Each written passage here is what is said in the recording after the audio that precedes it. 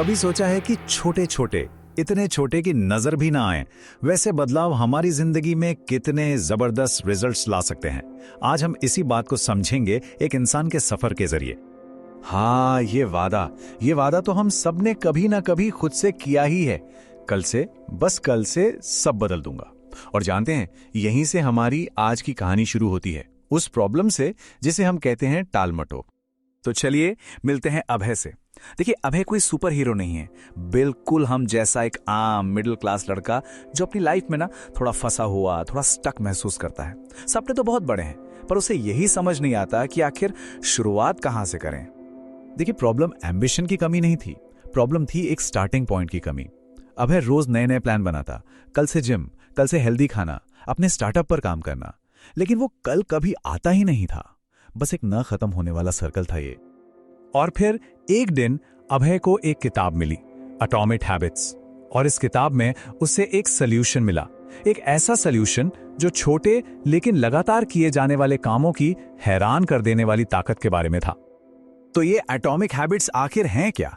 देखिए, ये वो छोटी छोटी आदतें हैं जो एक बहुत बड़े सिस्टम का हिस्सा होती हैं, बिल्कुल एटम्स यानी परमाणुओं की तरह। अकेले में देखो तो एक एटम कितना छोटा लगता है ना, पर जब लाखों करोड़ों एटम्स जुड़ते हैं तो वो कुछ भी बना सकते हैं। यही पावर है इन छोटी आदतों की। अब जरा इस नंबर को देखिए, ये है असली मैजिक। अगर कोई हर दिन सिर्फ 1% खुद को बेहतर बनाता है तो साल के आखिर तक वो 37 गुना से भी ज्यादा बेहतर हो जाता है। यही है कंपाउंडिंग की ताकत। इस बात को किताब में बहुत खूबसूरती से कहा गया है, आदतें सुधार की कंपाउंड इंटरेस्ट हैं। जैसे बैंक में रखा पैसा धीरे धीरे ब्याज पर ब्याज कमाकर बढ़ता है, ठीक वैसे ही हमारी छोटी छोटी अच्छी आदतें भी समय के साथ जुड़कर एक बहुत बड़ा पॉजिटिव असर डालती हैं। तो अभय ने इसे अपनी लाइफ में कैसे उतारा? उसने कोई पहाड़ तोड़ने से शुरुआत नहीं की, बिल्कुल नहीं। उसने बस 5 मिनट की स्ट्रेचिंग, 10 मिनट की रीडिंग और रात को सोने से पहले अगले दिन के लिए 3 छोटे छोटे गोल्स लिखने से शुरू किया। ये काम इतने छोटे थे कि इन्हें ना करने का कोई बहाना ही नहीं था। और यहीं पर अभय के माइंडसेट में एक बहुत बड़ा शिफ्ट आया। उसे समझ आया कि एक दिन में बहुत कुछ करने से ज्यादा जरूरी है हर दिन थोड़ा थोड़ा करना। मतलब इंटेंसिटी से ज्यादा इंपॉर्टेंट है कंसिस्टेंसी। असली खेल रोज मैदान में उतरने का है, भले ही सिर्फ कुछ मिनटों के लिए ही सही। चलिए अब इस बदलाव की एक और गहरी परत को समझते हैं। ये कहानी सिर्फ क्या करना है के बारे में नहीं है, बल्कि कौन बनना है के बारे में है। यहां बदलाव के बारे में सोचने के 2 तरीके हैं। पहला है लक्ष्य आधारित, जैसे कोई कहे मुझे एक किताब पढ़नी है, और दूसरा है पहचान आधारित, मैं एक रीडर हूं। देखिए, मुझे जिम जाना है, ये एक काम लगता है, लेकिन जब कोई कहता है मैं एक फिट इंसान हूं, तो ये उसकी पहचान बन जाती है। ये लाइन बहुत पावरफुल है। हमारा हर काम उस इंसान के लिए एक वोट की तरह है जो हम बनना चाहते हैं। अभय ने अपनी आदतों को इसी नजरिए से देखना शुरू किया। वो सिर्फ कुछ काम नहीं कर रहा था, बल्कि वो एक लर्नर, एक एंटरप्रेन्योर और एक डिसिप्लिन्ड इंसान के तौर पर अपनी नई पहचान को मजबूत कर रहा था। तो ठीक है, ये सब बातें तो समझ आ गईं, पर असल में प्रैक्टिकली कोई भी आदत बनाई कैसे जाए? इसके पीछे भी एक साइंस है, एक फॉर्मूला है। चलिए उसे देखते हैं। हमारी हर आदत, चाहे अच्छी हो या बुरी, इन 4 स्टेप्स से होके गुजरती है। पहला है क्यू, यानी एक इशारा जो आदत को ट्रिगर करता है। दूसरा है क्रेविंग, यानी उस चीज की इच्छा। तीसरा है रिस्पॉन्स, यानी वो काम जो हम असल में करते हैं।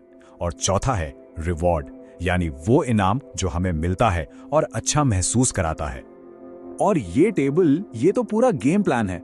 एक अच्छी आदत बनाने के लिए उस आदत के क्यू को ऑब्वियस यानी साफ साफ दिखने वाला बनाओ, उसे अट्रैक्टिव बनाओ, उसे इतना इजी बनाओ कि करना ही पड़े, और उसे सेटिस्फाइंग बनाओ। और अगर कोई बुरी आदत तोड़नी है तो बस इन सब का उल्टा कर दो। अभय का उदाहरण देखते हैं। उसे जर्नलिंग की आदत डालनी थी, तो उसने क्या किया? क्यू को ऑब्वियस बनाने के लिए उसने पेन और नोटबुक अपनी डेस्क पर ही रख दी। उसे अट्रैक्टिव बनाने के लिए वो अपनी एंट्रीज में छोटे छोटे मजेदार डूडल्स बनाने लगा। रिस्पॉन्स को इजी बनाने के लिए उसने सिर्फ 3 लाइन लिखने का फॉर्मेट रखा। और रिवॉर्ड, हर दिन के बाद कैलेंडर पर एक स्टार स्टिकर लगाना। सिंपल। अब हम एक एक आदत से आगे बढ़कर उस सिस्टम पर फोकस करेंगे, उस माहौल पर ध्यान देंगे जो हमारे बिहेवियर को ऑटोमेटिकली शेप देता है। एक बहुत ही पावरफुल टेक्निक है हैबिट स्टैकिंग।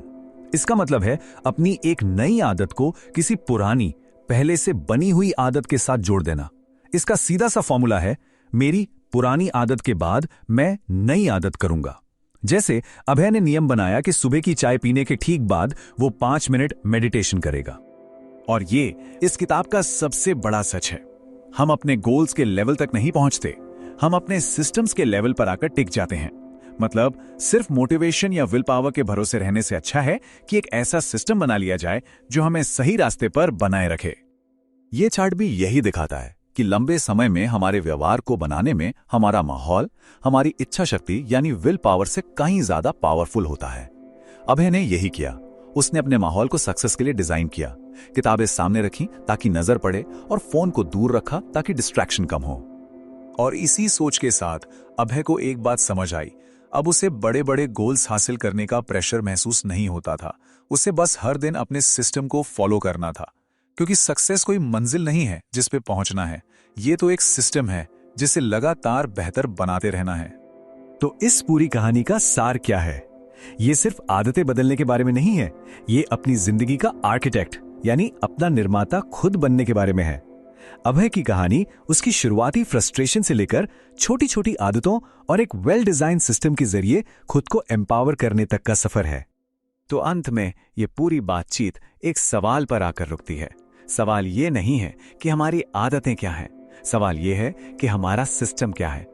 ये हमें अपनी छोटी छोटी आदतों से परे देखने और उन गहरे सिस्टम्स के बारे में सोचने पर मजबूर करता है जो असल में हमारे हर एक्शन को कंट्रोल करते हैं।